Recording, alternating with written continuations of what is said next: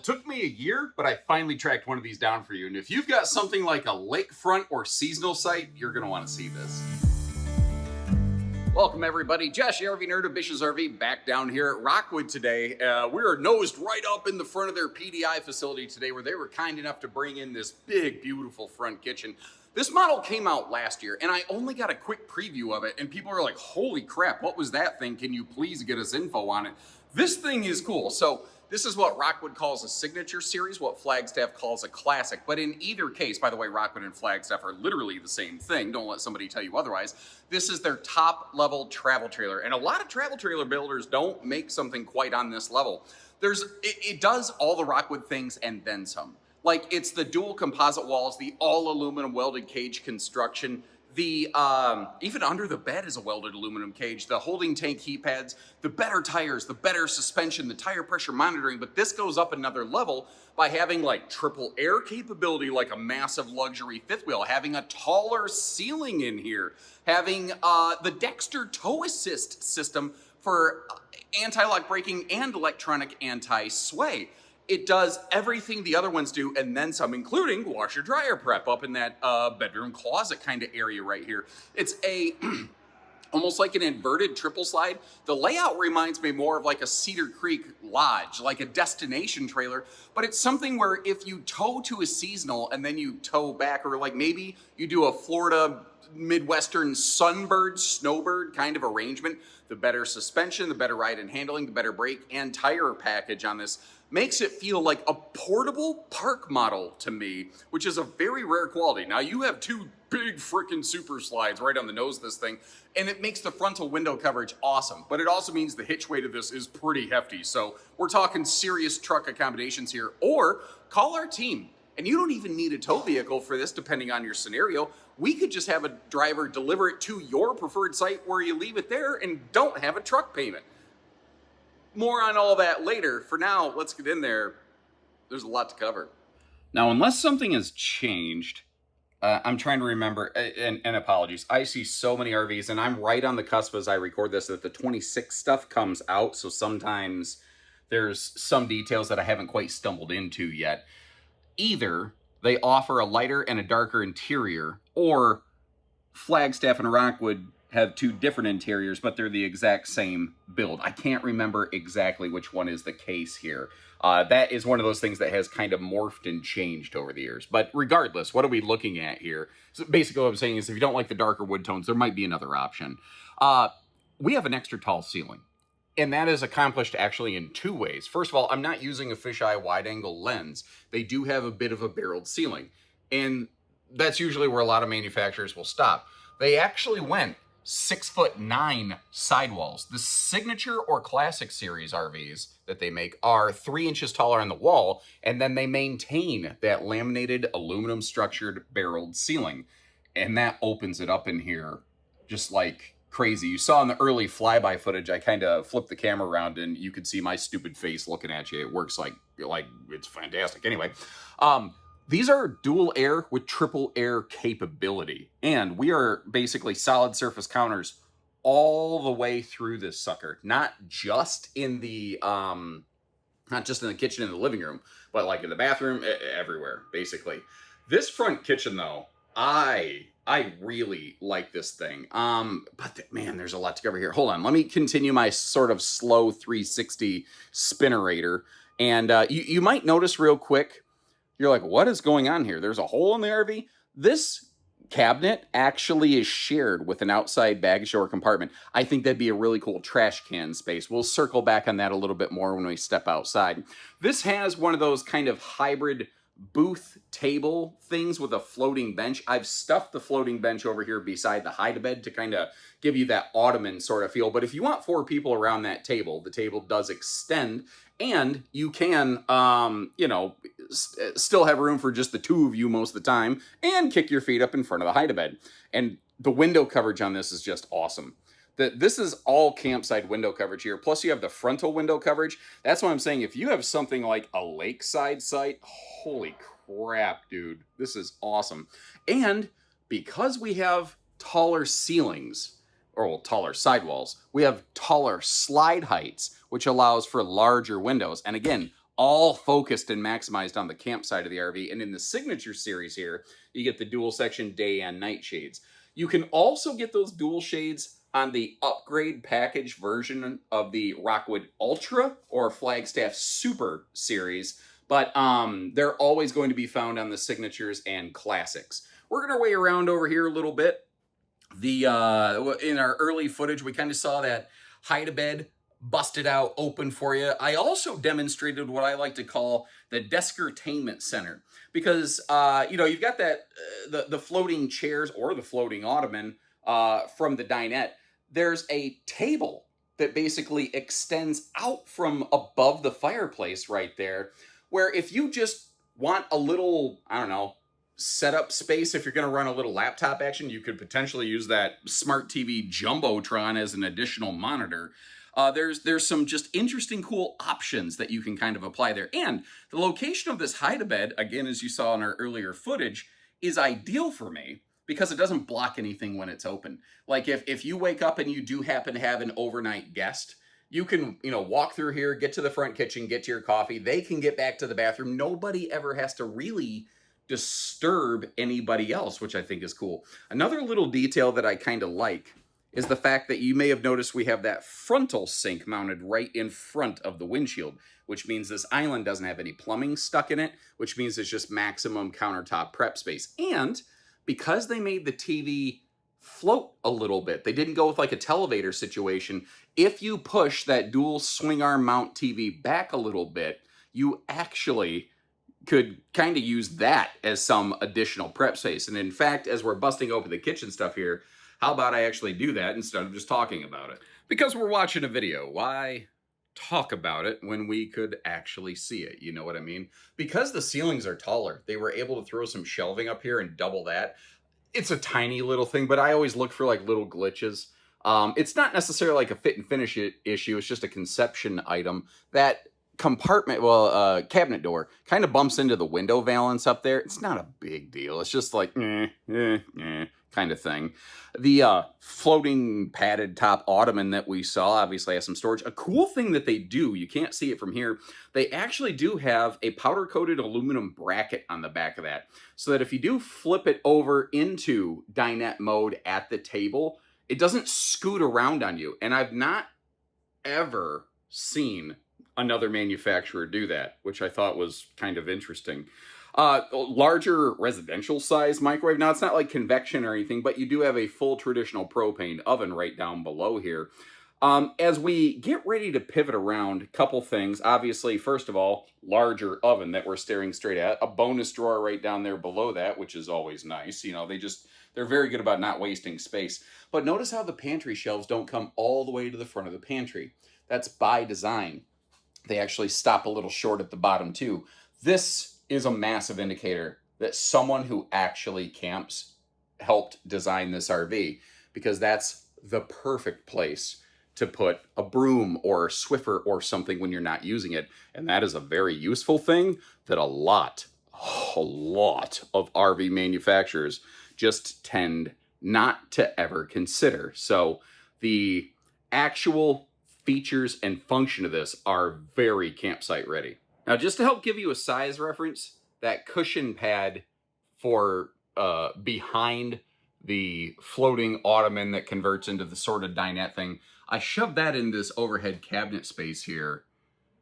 I mean, it fits fine. I didn't have to squish it up there or anything like that. And in case you're curious, you're like, yeah, but what if the sun's beating on this thing? Or I just don't want to put on a free show for the neighbors. You have the same day-night shades here that you have over in the living room area. They're just very, very consistent. Really love the fact that because this has this full front, completely unobstructed countertop, not to mention the island, not to mention the countertop potentially under the entertainment for some overflow space, you have a lot of prep area here. All solid surface, easy reach appliance outlets as well that are also inverter prepped, which is kind of a cool thing. Working our way down here, we've already kind of talked about it, but remember that bottom right compartment there actually can pass through to the outside, as you'll see here in a second as I weave my way around. Again, I think that'd be a perfect spot for a trash can, although they already have a trash can solution in this. And I mean, like, if you wanted a massive one, you could kind of put a massive one there, or under the countertop. But you're going to see in just a second as I get all of these soft close drawers out of the way. I love watching those things work. We have a dedicated trash space here. Nice little detail there, including the little floating cutting board, which, by the way, I really like because you can take this outside to be like almost like a serving tray if need be. Get that out of the way. We just have a little bonus drawer here. I think what I keep in this is some extra like napkins or something like that, or what do I want to say? Your extra bags for your trash can over here, I think would go very nicely in that space. Weaving my way around. I've been pretty positive on this thing. Let me kind of try to be fair here and be a little critical of something. It's a personal preferential item. I personally don't prefer the hard fixed XL Mega Console armrest in the middle of that power. No, that's not a power theater seat. For some reason, I was thinking these were running power theater seats. Maybe it was it was a fifth wheel I was looking at yesterday. Sorry, I see a lot of RVs, but it creates that nice central storage space and it creates some separation. And some people really like that. I like having the option of having separation, which my wife prefers, or cuddle compliance, which I prefer. Now, your entry door is an extra wide 30-inch door. We do have that integrated privacy shade right there, which is really nice. And working our way around, this is our primary command center right here. I'm just at a absolutely terrible angle to showcase this, so I'll jump around to the other side. It does have physical switches, which I do prefer, but you also can Bluetooth this if you want. So it's kind of a best of both worlds, although it's not just a quick replacement chipset kind of situation. Like a physical switch, you can just go to any RV part store and get real quick if you need be. Up top here, you have that big XL ventilation fan. Working our way down this bathroom, let's actually start from the ground level and work our way around here. Because it's extra tall, it just takes me longer to get down here. Porcelain foot flush stool. And overall, I mean, here's what I'll say. In my size and stature, this was excellent. If you are an individual who has a wider stature, it might be problematic for you. It might be a little tight. So make sure you sit on the toilet to test it out before you buy it. Try it before you buy it. Not like actually try, you know what I mean. Okay, moving on. The linen space here is very deep, and because it's such a tall camper, the depth of that at that upper level's kind of tricky to get to. Like, you better make sure you get like a wicker basket or something to put in that top compartment to pull the storage to you, because otherwise that's going to be a problem. And even though this is a travel trailer, which means you do have a little bit of a step up into the shower space, the headroom in here is awesome because it has that barreled ceiling and the extra ceiling height. Even wearing my shoes, I could tiptoe it and not ever touch the ceiling with my peach fuzz hair.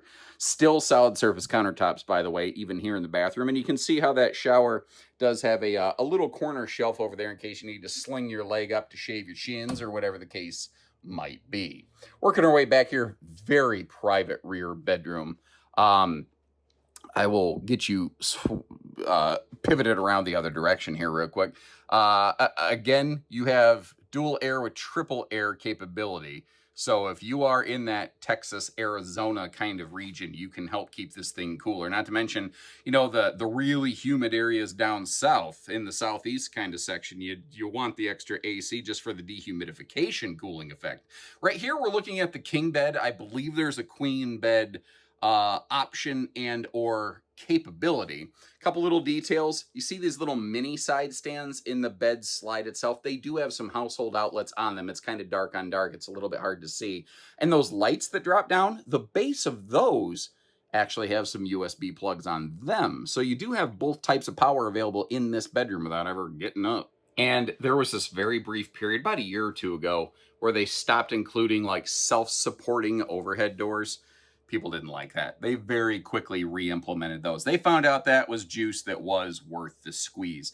Now notice the all-welded aluminum cage work here under the bed. This is kind of a sort of sneak peek into how the general structure of the RV is built. And another cool cross-section that you get to see is anywhere that they would screw into that, they actually basically wood stuff it so that if the guy in the production line, or lady, as it were, they do have both, obviously, but the individual on the production line, if they're air gun or power tool is cranked up a little too aggressively, it won't crush that aluminum tube.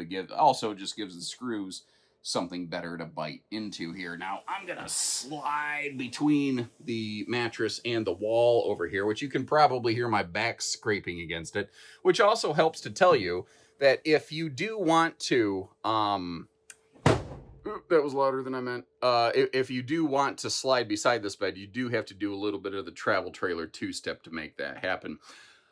I appreciate that they threw the extra chunk of solid surface on top of that like mini dresser against the rear wall. They're just very consistent. Now the television here, you may have noticed earlier, was pivoted around a little more aggressively. I've got it slid out of the way like that for a very good reason. Because if you don't, it'll hit the television in the TV's default locking travel position. Now, over here on the left, you see that you have dedicated hanging closet space. That's, I think, very important because if you utilize the combo washer dryer prep that you have over there, you will kill half of your closet space. Now, those shelves that you saw in there are obviously removable. So if you want double hanging space, or if you want the additional dresser space, you can kind of customize it to whatever your needs, wants, and or preferences may be. Now, the trick with this one is that it is definitely an RV made for being there and not getting there. Because as you can see, you with these opposing super slides and an island, you basically pinch things off, and with a front kitchen on the other side of it, you're also not getting to the fridge. So this one is absolutely, in my opinion, an RV made for having good towability to a destination and then setting up and having an extended stay. But that's just my 2 cents. You can see me in the mirror or the window. I talk with my hands constantly. So here's the thing on this RV. It's the size of a fifth wheel and has the features of a lot of fifth wheels, and it has pretty much the weight of a lot of fifth wheels.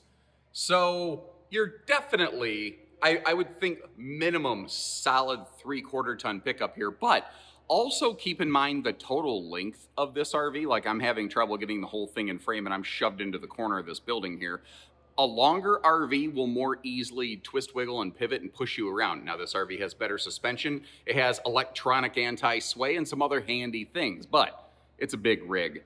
I think heavy duty 3/4 ton should probably be your minimum consideration for towing on this guy right here. Now, just because of the way this one's parked, I'm actually going to start in this rear corner and work our way around, a little different from what I normally do. You see the slide awnings available on these. Very, very popular option, especially the way Rockstaff does it. Like, theirs are affordable. They are cheaper from Rockwood and Flagstaff than almost any other builder I've seen. Frankly, we can get them from the factory cheaper than we can install them at the store, and that's not true of everything. Now, what we're looking at here, you see that welded aluminum cage work under the bed, which is cool. But if you're really paying attention, it's also a very critical space, because one of the tricks with front kitchens, they really make it difficult to have good outside storage. So they had to put a couple pockets where they could, but this thing does not have amazing outside storage. It is a two-headed sewer monster. Back here, you have outlets for your bathroom, black and gray. And then I think, I'm not entirely certain, I don't know if they have a separate holding tank exclusively for the washer dryer prep. That might be a direct plumb scenario. That's one of those things that is not well documented at the time that I'm making videos like this. And if you're really curious about that, our local team members can always double check on it for you. Now, to finish up the sewer talk, the kitchen gray outlet is back here. It is technically under that slide. It is right next to it. And notice how they angled the blade valve so that you don't have to crawl under the slide to reach it. That was a smart decision. There's some serious dollars and cents represented just in the frame right here, ladies and gentlemen. We have Goodyear Endurance radials rated for 87 miles an hour. We have tire pressure monitoring. We have electronic anti-sway and anti-lock braking. And they actually include balance beads on their tires on these. So it's a big trailer, and it's mostly made for just sitting there and looking out the windows. But if you are going to move it, it does have some serious hardware to make that a more comfortable experience. Now, this is the space back here behind the fireplace. And once again, with no front pass-through, they had to use every little nook and cranny they had. In case you're wondering, that one baggage door that I don't have open is just a service access panel to the back of the refrigerator. If I don't mention it, somebody gets all miffed and wonders if it was a portal to another universe. And I would like to say I'm exaggerating the way that I normally do, but that's literally a comment that I've had before from someone who I'm pretty sure needed a hug. Moving on from here, nicely tucked away auto leveling controls, just basic cable, satellite, black tank flush. This is your little indicator of the Dexter tow assist system right here. So we work our way around.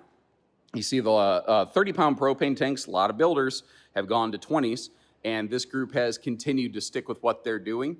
The nose cap right here, they do an interesting thing, and I know I'm way too close to this, but there's a garage door behind me, so apologies as I swing around the side of this. They actually still have a 1-inch laminated wall behind that. Now, the windshield itself has very little in the way of R values, but that means that the entire nose cap isn't lacking potentially in insulation. Some manufacturers will handle that differently. This up here, once again, every little nook and cranny of outside storage counts, but this is actually kind of an inside-outside space right here. So I think what I would do with this, because if you notice, these are just your, there we go, lower kitchen doors right here. I would put like a wastebasket in here so that when it was full, I could just open the baggage door and empty it outside and not have to take the chance of dragging that thing through my camper. Now, right below that baggage door next to the marker light there, you see that little black circle? That is a portable side mount solar prep plug. Up on the roof though, you have a 200-watt solar package from the factory, 30-amp controller. You could very easily slap a second panel up there. Rockwood has said something like they think it can handle like 500-ish watts of solar. I haven't tested the max on it. These always used to come with an outdoor griddle and little side table. They're still prepped for all that. The gas grill quick connect is under there, but they're not actually including the griddle now, just a little change.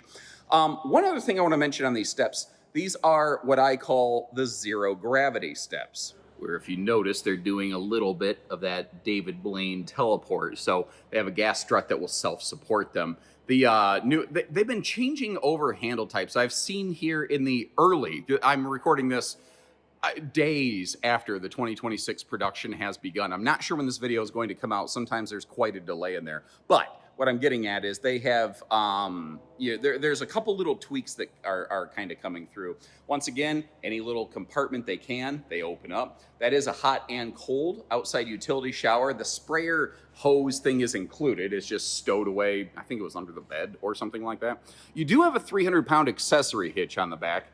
And notice how they actually have a factory ladder smacked right on there so you don't, well, this thing doesn't have the storage space to allow for a portable telescopic ladder. So I'm really glad that's there.